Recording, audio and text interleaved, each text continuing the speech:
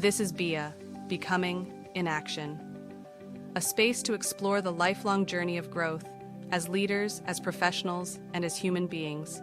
Through honest conversations and lived experience, we evolve with courage and intention. Here's your host, Sandy Abear. There are seasons in life when we are simply trying to keep up with everything on our plate. And there are some seasons when we realize we are actually building something, not just a career, not just a family, but something that will exist because we were brave enough to create it. Today's conversation is about that kind of courage. The courage to pursue an education while raising 4 children. The courage to leave a movement that lifts up women across an entire community. And the courage to start something completely new, even when life is already full. My guest today is someone who embodies that spirit of building. Kathy recently graduated from law school. She's the mother of 4 children, ranging from preschool to teenagers. She was the president of Women of Toledo and remains on their board, an organization dedicated to elevating and connecting women throughout our region. And together with her husband, Angel, she's helping to bring winemaking back to downtown Toledo for the first time in more than a century through their boutique winery, Toledo's Share. But what I love most about their story isn't just the wine. It's the philosophy behind it. The idea that a glass of wine is not just about the drink itself, it's about the conversation that happens around it, the slowing down, the gathering, the sharing. Because when people gather intentionally, something powerful happens. Ideas grow, communities strengthen, and people begin to imagine what's possible together. Today we're talking about motherhood, leadership, partnership, and what it really looks like to build something meaningful in the middle of a full life. So grab a cup of coffee or maybe a glass of wine, and let's begin. Welcome to the podcast, Kathy. I'm so excited to have you here today. Thank you for having me, Sandy. So excited for this conversation. You are wearing so many hats right now. Law school graduate, mom of 4, community leader, and co-founder of a winery. What does this season of life feel like for you? You know, it's interesting. I've worn a lot of hats for a long time, and you wouldn't believe it, but I've worn even more hats. But for me, this season of my life is really just about introspection, taking time. I've been so busy throughout my entire life, it feels like, that I'm taking time out to sort of get to know myself again and spend time with my family. But most importantly, I think I'm pursuing the things that I've always wanted to do. I'm actually pursuing my passions and not what I think society thinks I should be pursuing. It's so exciting when you have the opportunity to figure out what fills you up and do those things. Yeah, absolutely. Take us back a bit. What experiences shaped you as the woman you are today? I think I have to go back. My mother is a woman that I look up to, and she was a single mother, so I'm the oldest of 4. That shaped a lot of how I think I navigate life. I think I became a leader in my household early, but also I always wanted to support my mother. She was a well-educated woman. She was the director of nursing at her hospital. I grew up in Fostoria, Ohio, so I'm a small-town rural gal living in what feels like Chicago here in Toledo. I'm another F-town girl. I grew up in Fremont, so small town rural, yes. So you really understand the vibe. My mother was such a hard worker. She was an incredibly smart woman. She was a strong leader. And even with all of that, raising 4 children was still, like, on her own was a lot. So for me, I always wanted to be helpful, and I always wanted to be, like, collaborative. I wanted to help my mother, get through the things that were tough and help her succeed. And so I think that I just have carried that. And so that's my approach at life and in my career and with my family is, what can I do to support? What can I do to encourage? And I'm in that that phase now where it's like, what can I do to support and encourage myself? Absolutely. And I had the pleasure of sitting with your mom and her husband at the Valentine's Day event, and she's just a beautiful soul. She lights up when she talks about her children and her job. And I love how she's taken that nursing background and applied it to IT. She's That's a right. lovely woman. Yes, I forgot about that you guys had an opportunity to connect. I credit so much of who I am to who she is and the example. And as you can see, she's so supportive. Amazingly supportive. So proud. And she gushed about getting married in space and how lovely it was. I loved him, my bonus dad, and she's the happiest I've ever seen her. That's the sort of happiness that, I think a lot of us deserve, especially as women, deserve the opportunity to experience. Mm-hmm. What drew you to law school, especially with 4 small children? My career is in banking. I took a small stint where I actually ran a nonprofit organization. And just to make a long story short, I had a particular client who was getting overtly discriminated against because of her income. By the financial institution. I couldn't believe what I was witnessing in person. And I remember thinking, and she was getting discriminated against because she had been on public assistance her entire life. And they used that as a way of evaluating her ability to pay what they refer to as a real house payment. And I remember thinking, I was so frustrated. I was working with low to moderate income communities, particularly single moms, helping them for the first time become homeowners. I went home. I was so upset. So if you know me, you'll get to know me. I can be a little brash sometimes. So I was making all these threats to the bank. At the time, I was sitting on the board of the Toledo Fair Housing Center. I was making all these threats and things about them suing them and how inappropriate it was.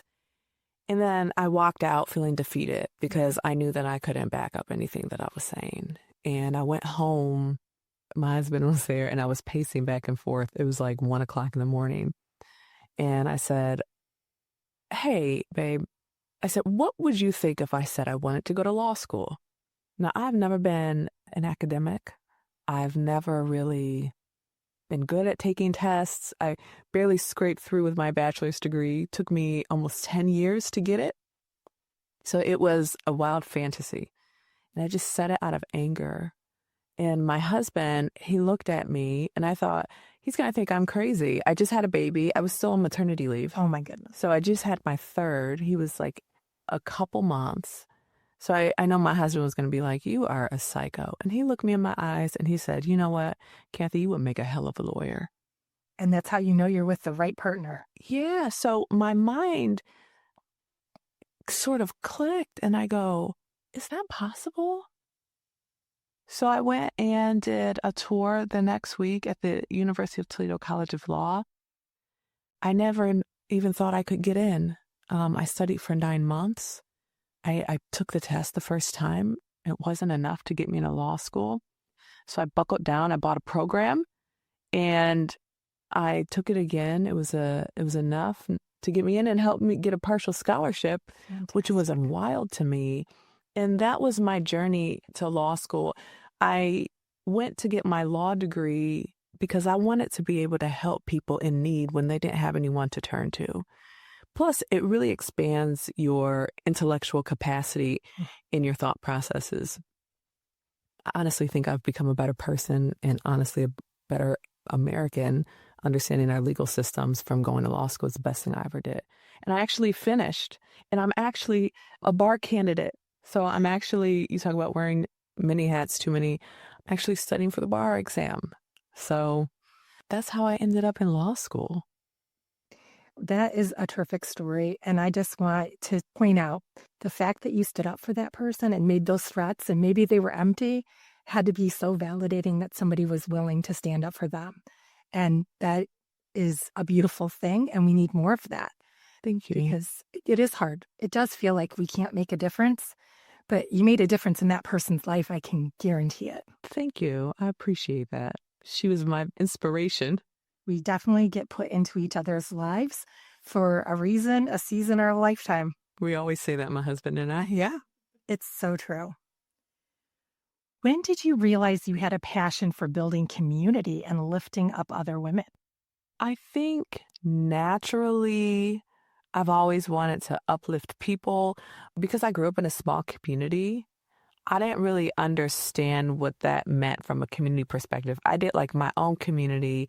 My grandmother, she was also a nurse, but she was very big on women's rights and women advocating for women. But mainly it was like the people in our family.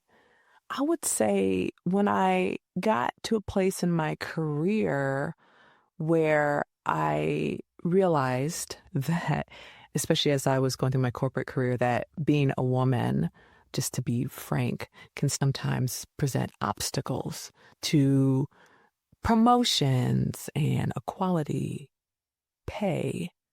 I didn't realize that was much of a thing until I started advancing in my career. I had other women who took an interest in me. There was this woman, I'll never forget her, early in my banking career. Her name is Kristen Seebeck. She was a woman, I mean, she was so powerful. I looked at the way that she just ran her department. She was a high up executive. And I was like, man, I want to be like her. Like, she is a boss. And she took an interest in me. Patty Wise, who's my greatest mentor, she took an interest in me. She's the reason that I even had the courage to go to law school. She's an attorney. When I was CEO at the nonprofit, she was my boss. She was my board president. And I go, you know what?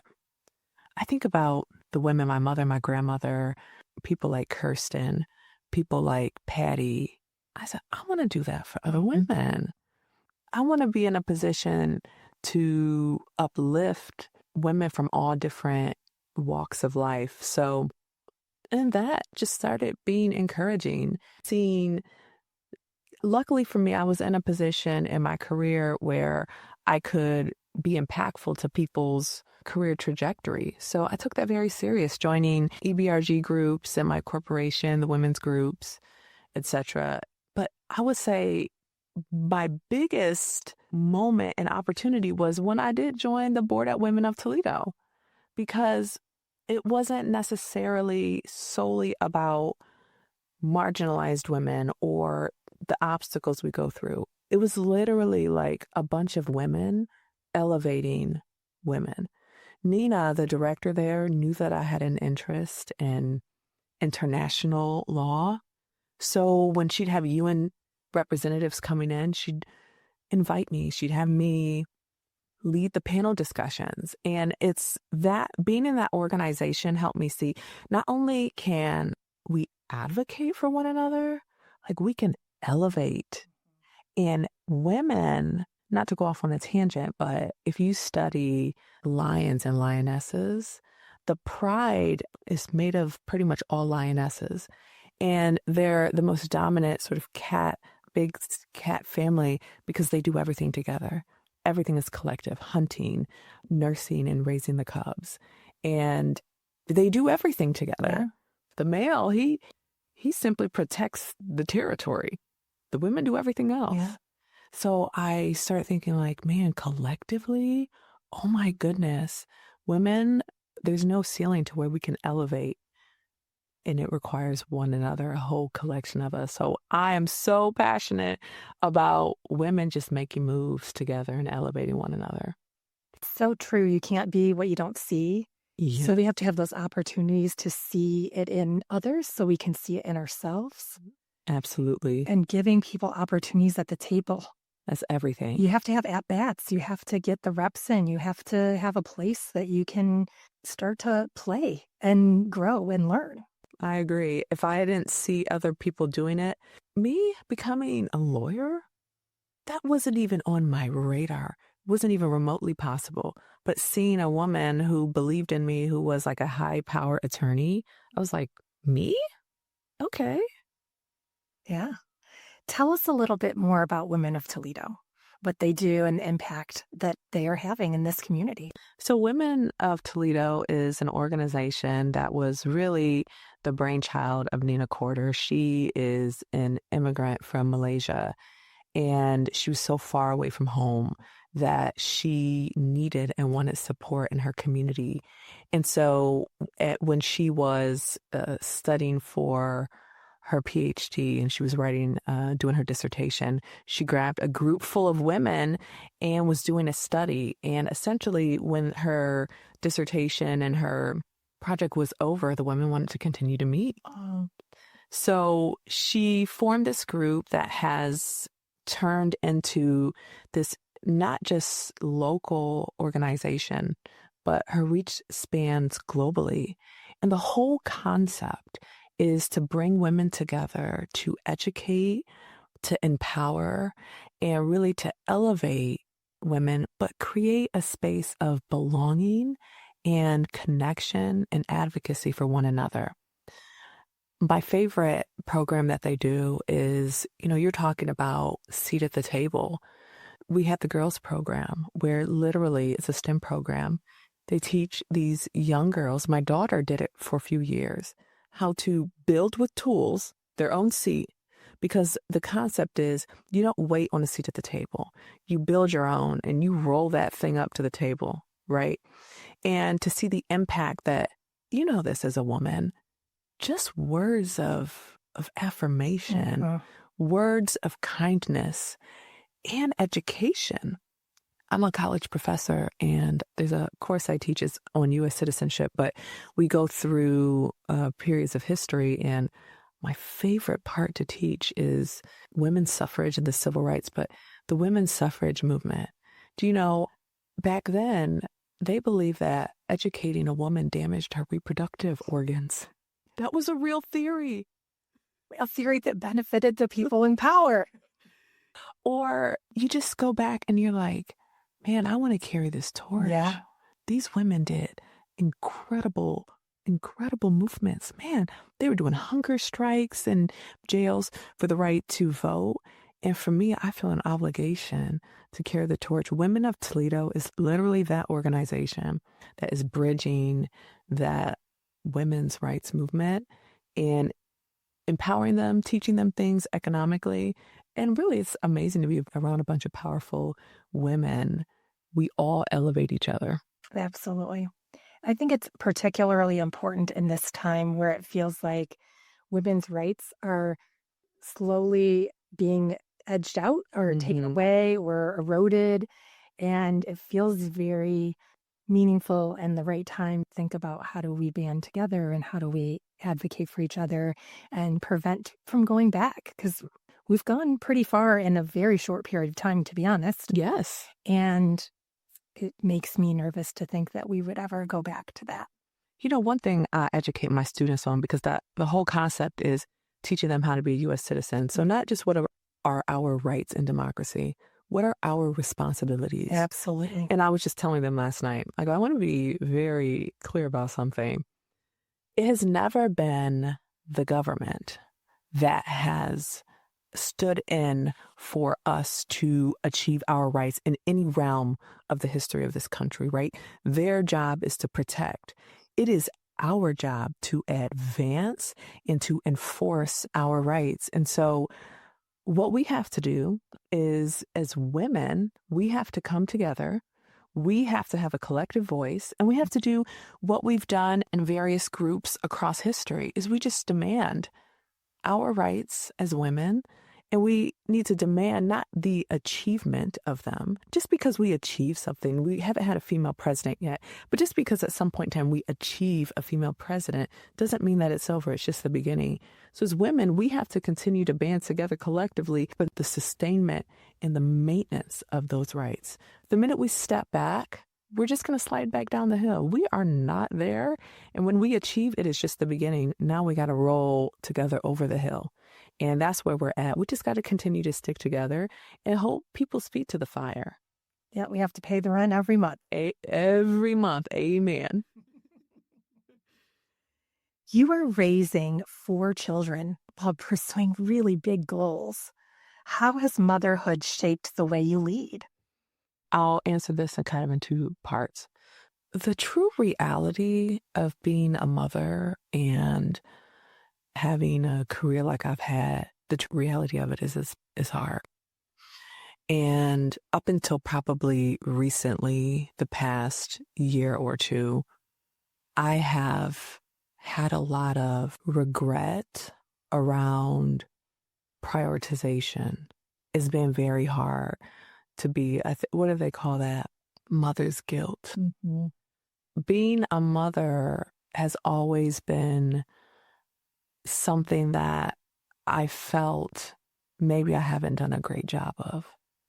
And as women, I think it's okay to admit that as women in our careers, because it is difficult and we care so much. I often felt like sometimes I would give in leadership out maybe what I didn't feel like I could give at home as much as I wanted to. But truth of the matter is I'd be so tired that I always felt that my family and my children got my leftovers. And that's hard for me to admit and say out loud, but it's the truth. So when I walked away from my corporate career, next month will be a full year. Oh, wow. I said that I'm going to reprioritize God first, family very close to first, but a tight second. And so now the way that I think about leadership, the way that I think about people has changed, because I want to give the best part of me to my family first. And I've been able to do that by kind of taking this leap of faith. But from a leadership perspective, I have 4 children. They're 15, 14, 6, and 4. And they all need a different version of me. That's what's hard about being a parent. Oh, parenting is the most humbling job in the entire world. Yeah. Oh my goodness. And so one thing parenting taught me about leadership is a good leader has to learn to adapt and has to be patient and has to be present. It is hard work. I used to call in my leadership roles at work blanketed leadership, where you're just the same person for everyone. It never works. No. You have to be nimble and you have to be humble and you have to be grounded and be willing to try and be the best version of you for that person. I've learned that with my children, you can't raise them all the same. And it's hard for one person to do that. But I try to take that same approach to people, is be present with them, you get to know them, be curious. What is it that they need and what can I contribute to that?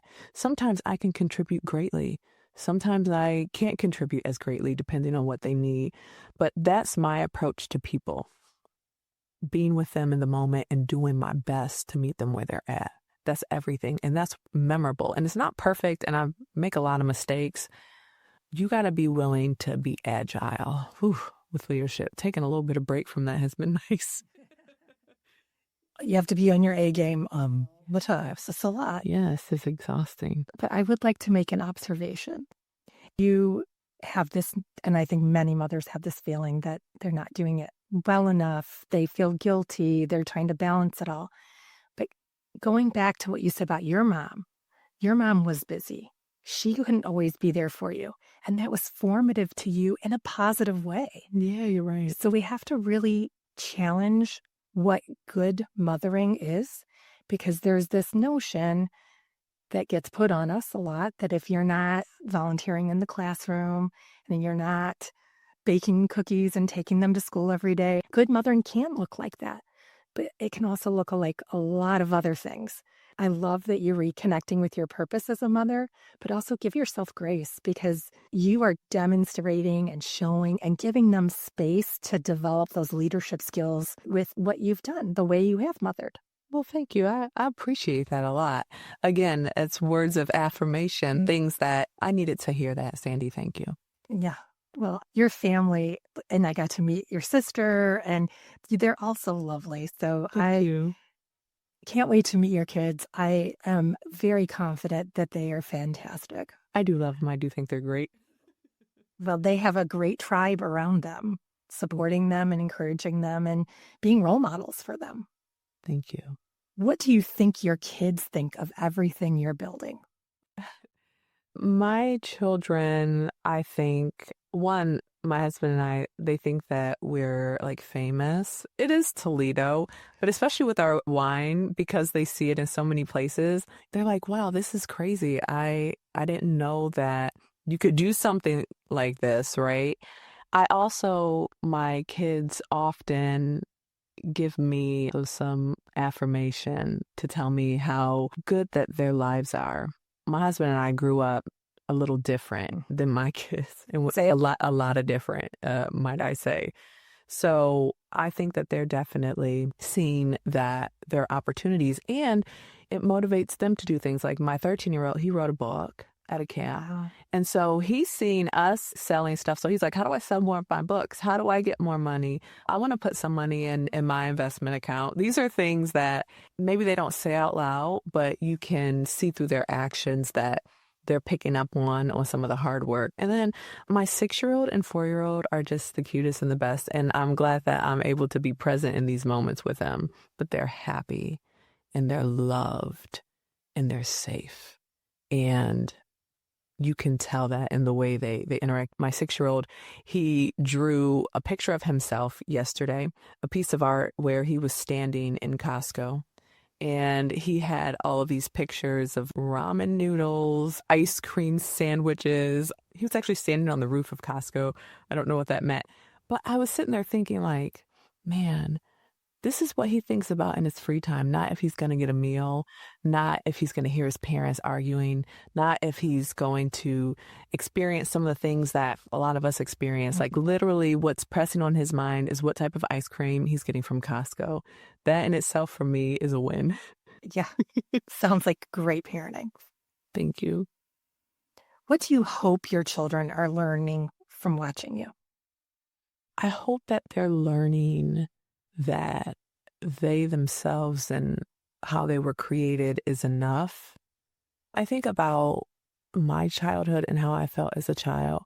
My father abandoned our family when I was 5. I was thinking about this earlier today. I told you I've been doing a lot of introspection. And I remember that was very damaging to me. Very painful. Yeah. And I have abandonment issues. I grew up, although I had a strong mother, although I had a strong support system internally, I grew up just feeling like I wasn't worthy, that I didn't deserve happiness, that if I did get it, it would go away. I hope my children can walk out from us raising them understanding their worth, that their worth is inherent, that it's not based off of academics and degrees and being the best quarterback, having the best grades. I hope that my children see that being worthy is being authentic. I try with my kids, whatever they have interest in, I do my best to nurture that so that they can become adults and not have to grapple with some of the things that my husband and I had to as adults. But I want them to understand their worth, and I want them to have hope. I'm a huge believer in human dignity and loving humanity and just being a good person. And I hope that my children see that I've demonstrated that, and they go out in the world and carry that hope and that leadership responsibility of contributing positively to human dignity. It's understandable that having your dad leave when you're 5, that impacted you hugely. Yeah. And your kids are at such an advantage to have such stability, and that foundation will serve them so well. Yeah, I hope it does. I am sure it will. Tell us the story of Toledo's Share. How did that vision first start? Yeah, so my husband, he's a retired cop, and he has been making wine for 15 years. So just as a hobby in the basement. And he retired early off of medical retirement. And I share this because he's very open about his diagnosis. So he's diagnosed with complex PTSD. And one of his methods of therapy is making wine. He loves it, and he's a phenomenal cook. So those are the things that he loves. So he retired, and I know that he thought he would just be doing this as a hobby. We entertained a lot at our house. We always had our wine there. He was always cooking. People started asking for the wine, demanding it, asking to buy it. And I thought, man, I wish we could sell it. I wish we could make more of it.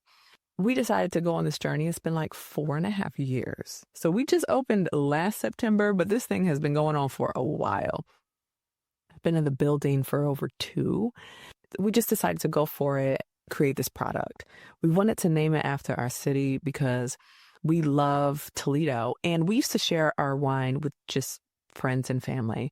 We want to share it with Toledo, but we also want to share a bit of Toledo with others. And so what better way than to put our city's name on a bottle of wine? I hope that someday someone in the world or in the country will be like, hey, did you know that you can go to Toledo and get really great wine? We knew we wanted to launch our product, and we were just going to be a manufacturing facility and do wholesale distribution. Well, then circumstances created itself, so we decided to have like a tasting room. Now, we're the first wine manufacturing facility in downtown Toledo since pre-prohibition.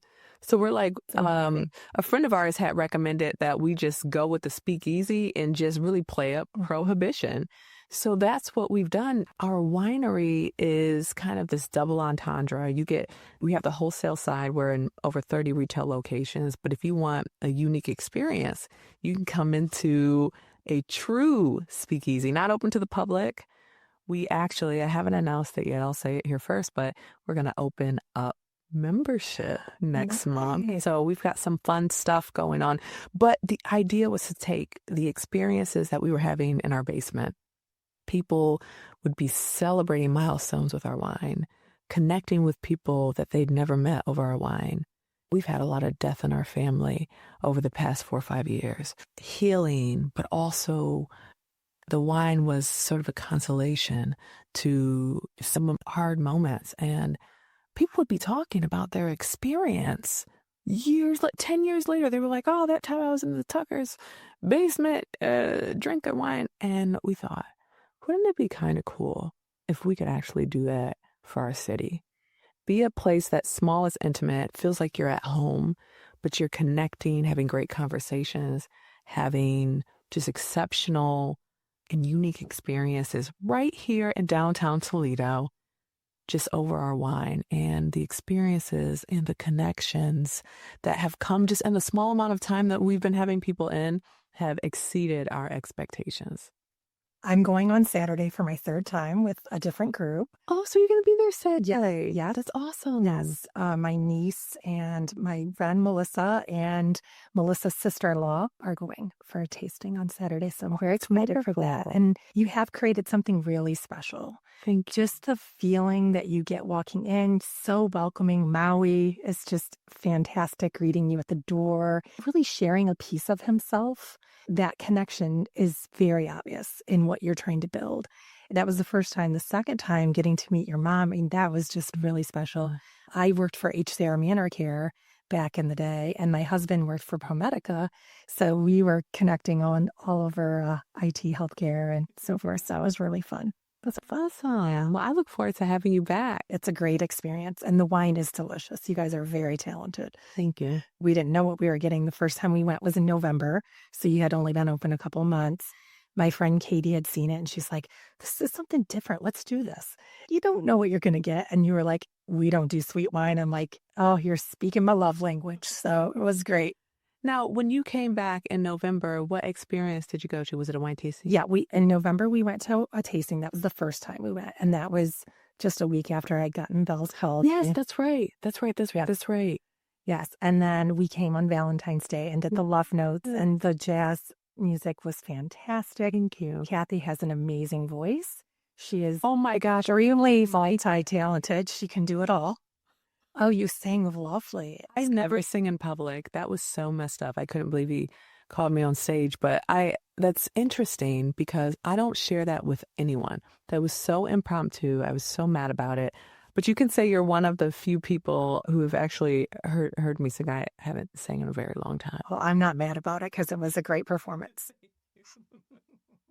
What was the moment when you and Angel said, let's actually do this?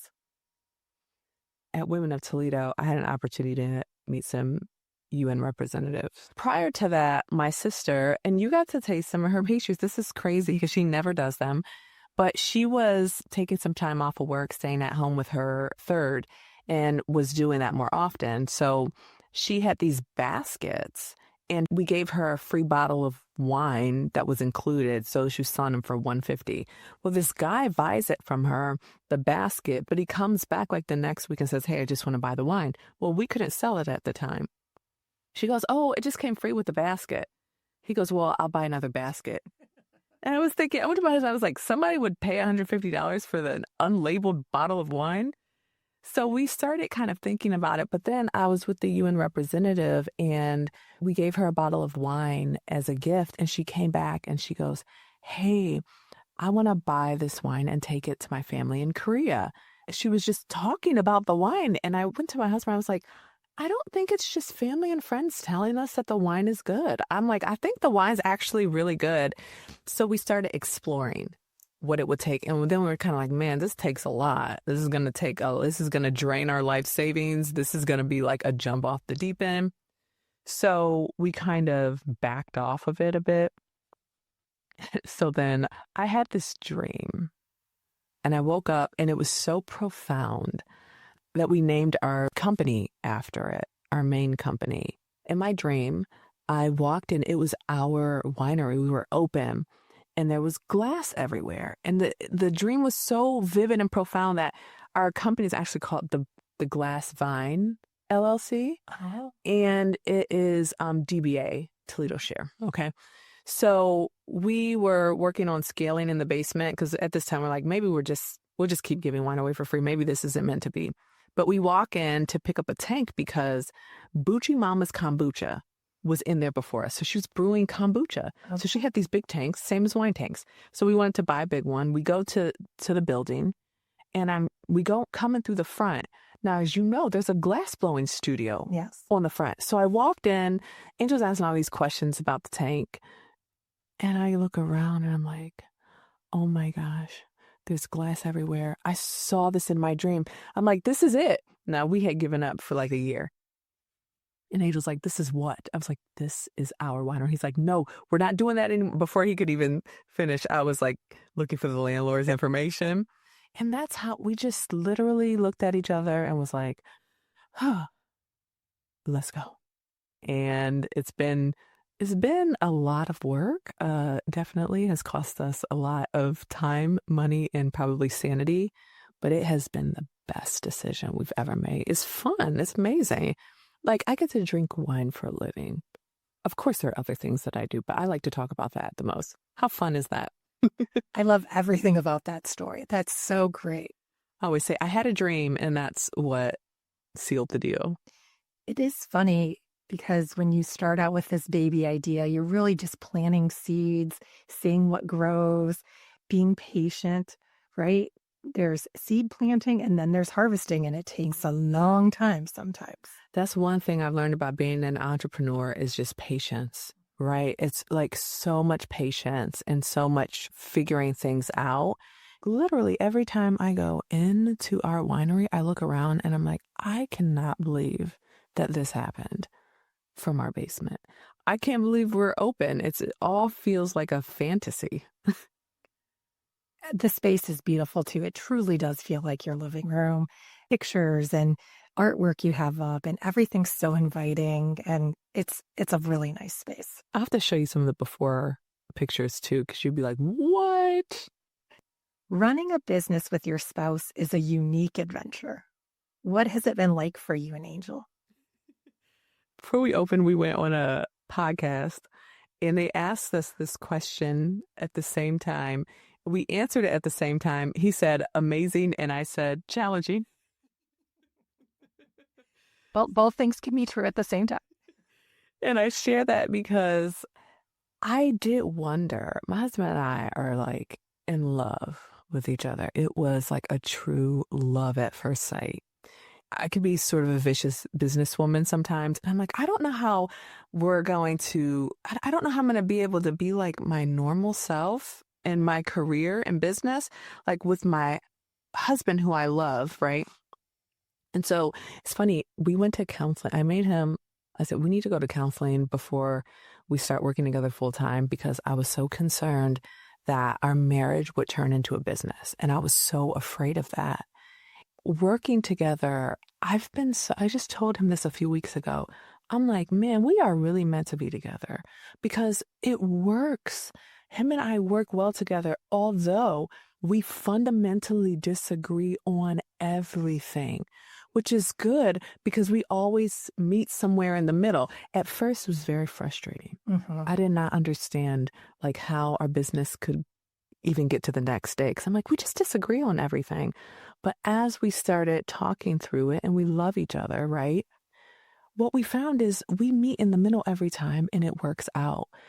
Interestingly, and it's been full time doing this a year, I feel like it's just strengthened our relationship. At the end of the day, the big thing I said to him is in my career, I have trust issues in general, but I can say one thing about working with my husband.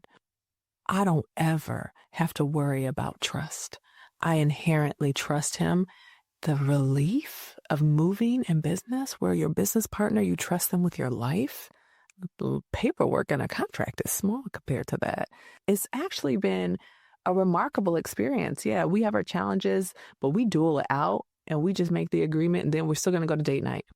The intentionality that you've set with it, seeing a counselor that's smart, understanding there's going to be an impact, figuring out how to navigate it together. It's very, very smart. I love my marriage. I love my husband and I love my life. I was like, I do not want the business I don't want it to, it's okay to shake things up a little bit, but I don't want it to damage that. So we have been, intentional about thinking through some of that stuff before it happens. And then when it does happen, we just have a commitment to one another that we're always going to choose marriage first. Yep. You have your priorities and you're living accordingly. Thank you. What has been the hardest moment in this journey so far? Journey in entrepreneurship or just journey in life?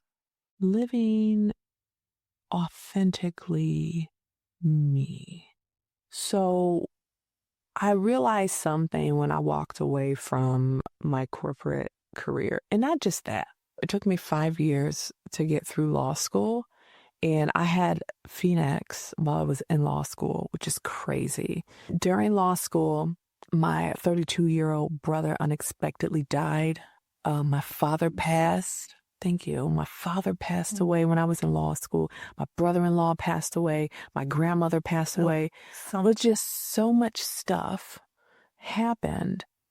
And so when it was time for me to walk and graduate, I expected as I was getting hooded at the graduation, I imagined that I would feel for the first time this, just have this moment of empowerment. And I just remember walking and feeling nothing. I was so disappointed. I'm like, man, I've gone through so much in my life. And for me, this was the greatest achievement I thought of my life. And I felt nothing.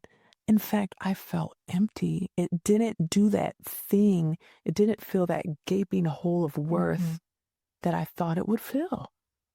And I walked away from that and I go, I got to do something different. The hardest thing was letting go of all of the things that we as people, as women, as citizens of a place where capitalism is king, right? Achievement is king. And to strip myself down of that and say, these aren't the things that make you worthy. So trying to find my own worth was hard. Letting go of all of those things, my materialism, my obsession with success, my obsession with money, letting go of all of that was hard. I stripped myself down. But for me, it's hard when you're off the stage of performance. I've been performing my whole life. I don't even know who I am. My whole life has been a performance, and I got tired. I was like, I can't keep it up anymore. I just took the mask off, and then you know what? When you don't have a stage to perform on, you're forced to look at yourself in the mirror and say, this is all you got left. So you have to deal with some stuff. So that's been my journey. And while it's been hardest, day by day, I'm finding myself, should I say. I think that is going to ring true with so many people. At some point, we stop trying to be who we think we're supposed to be and doing the things that we're supposed to do and start figuring out what's really right for us. And it is so scary. Ooh, yeah. But so empowering and beautiful and leads to authenticity, which leads to a whole huge bounty of gifts. Yeah. And for me, it's all about what I'm chasing after, what I'm trying to be in is just happiness. And for me, I'm at this point in my life, if it doesn't make me happy, I'm not doing it. Even when it doesn't make sense. Like I should go back and go start working in my corporate job. Running a business is hard, right? But I'm like, I'm not doing it. I'm not chasing money anymore. I'm not chasing clout. I'm not chasing influence. I'm chasing happiness. And if it doesn't get me a step closer to that, no matter if it feels illogical, I'm just not doing it. Boundaries. I'm snapping it up. So good. What keeps you going when you feel overwhelmed? Hope. The idea of something being successful. I feel like giving up a lot. I have my whole life. Life can be real hard and real tough. It fortifies you if you allow it to. It can burn you or it can fortify you. I have so much hope. When things are not going well, when things are hard, even when I'm in a place where it feels impossible, I still believe. I still believe that there's something great on the other side. My mom told me something years ago. She was reading some book. It said there's a paper thin line between success and failure. I remember she held up a piece of paper. And I always remember that when I feel like I'm failing, I am so close to success. All you got to do is just push through it. And I've just found that cutting through fear, cutting through your own, like sometimes my mind is my enemy because a lot of us, we can overthink things. But man, hope and believing in optimism is what pulls me through each time. I can sit back and say, this is a lesson. The biggest contributor to anything that I've achieved in life is epic failure. You have to be willing to fall flat on your face and break your nose, because the harder you fall, the harder the bounce back is. It's like jumping on a trampoline. If you just jump on it a little bit, you jump a bit. But if you jump off a 2-story building onto a trampoline, you're going to go 4 stories up. And so keep going. And if I'm falling flat on my face, it hurts. I know that something great is coming, and it always does. You just got to keep pressing forward. I like to say you either win or you learn. Yes, I love that. So it's just, you learn from your mistakes so much more. And if you knew you were going to have to fail 10 times before you succeeded, what would you want to do? You want to fail real quick. Real quick. Exactly. Fail as much as you can. Exactly.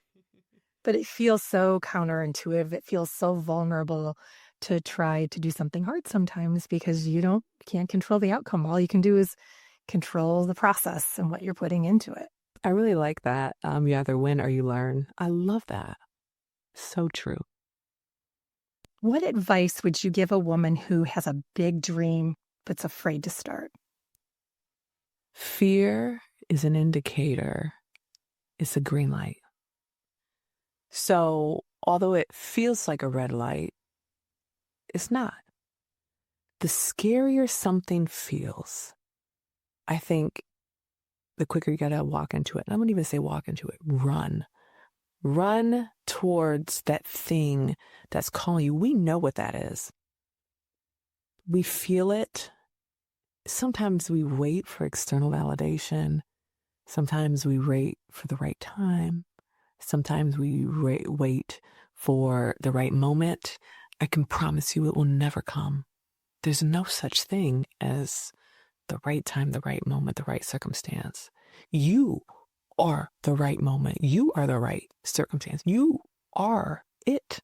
So you just have to step in it. And yes, it is going to feel illogical. When I walked away from my corporate career, my husband was on a fixed income.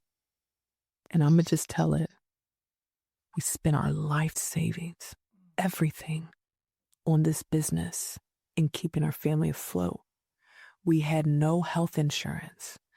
It was the wrongest time of all wrong times for me to come home and tell my husband that I'm done. Is it easy? No. Does it force you to really walk by faith? Oh, yeah. But I will tell you that if that thing is a burning desire, you better run to that door, because what's on the other side is what God made you for. And you're going to fail, and you're going to make mistakes. You're going to go broke. You're going to lose some friends.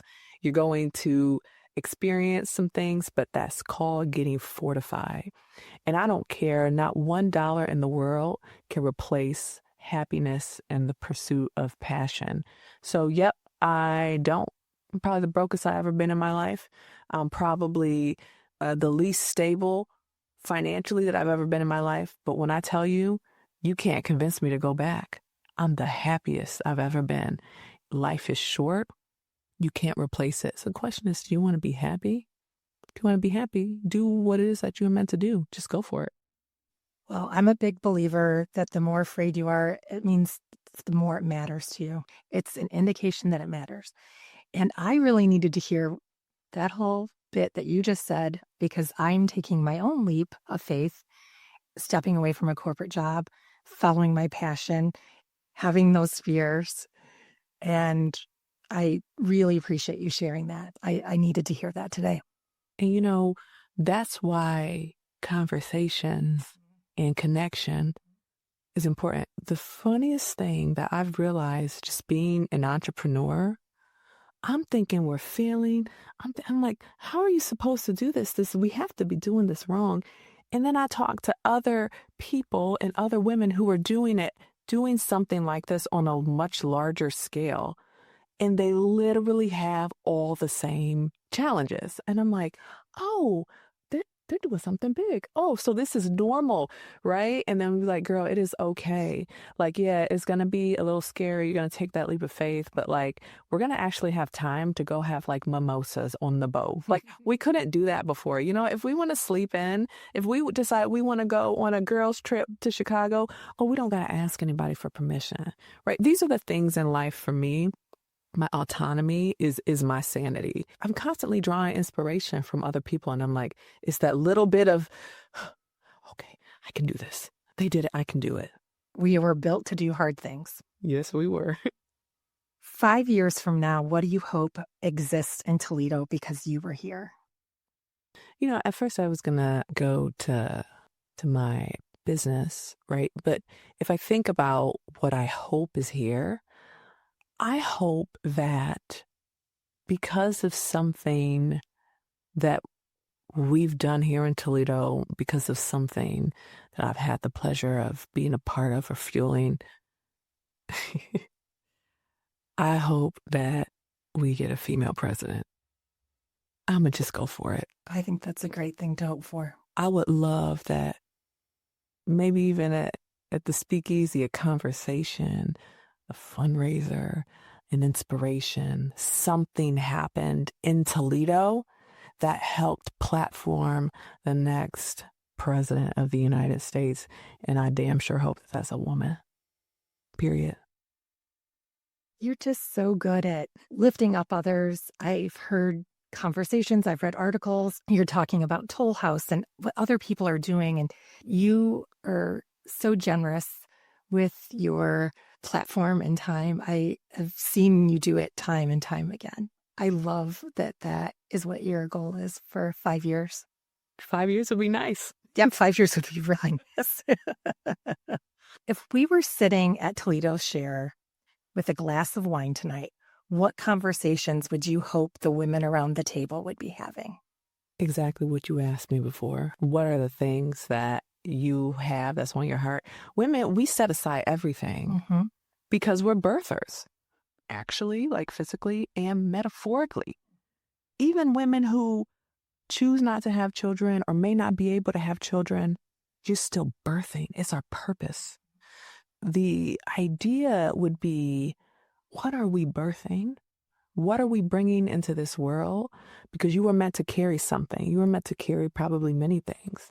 I would want to be having a conversation of what are we carrying and what are you birthing? We put so much of our own lives and desires and wants and our purpose, man, we put it behind us because we put people first. This is what makes women amazing leaders. But in that, we can lose ourselves. And we can lose the purpose of our creation is to do something great. And so I would just be wanting to have a conversation with women about what is that thing that you desire. And if you don't know, let's talk about it. Wine will bring out your deepest desire. I will agree. So now the rapid fire questions. Ooh. Are you a morning person or a night owl? A night owl. Okay. Coffee or wine? I drink equally, but I drink way more coffee than I do wine. So both are important. Both are important. I couldn't live without coffee. I could live without wine. Fair. Favorite place in Toledo to take someone visiting the city? Toll House. The best piece of advice you've ever received? I'm going to go to something recent that popped into my head. Angela Lucas said it, and I loved it. She said, don't take business advice or really advice from anyone you wouldn't trade places with. That is powerful. Mm-hmm. A leadership trait every woman should develop? Candor. Oh, that's a hard one. We tend to push in things. We're mothers. We're managers of emotions. People need truth and they need candor. Just tell it like it is. Hardest part of raising 4 kids? Not enough time passes you by.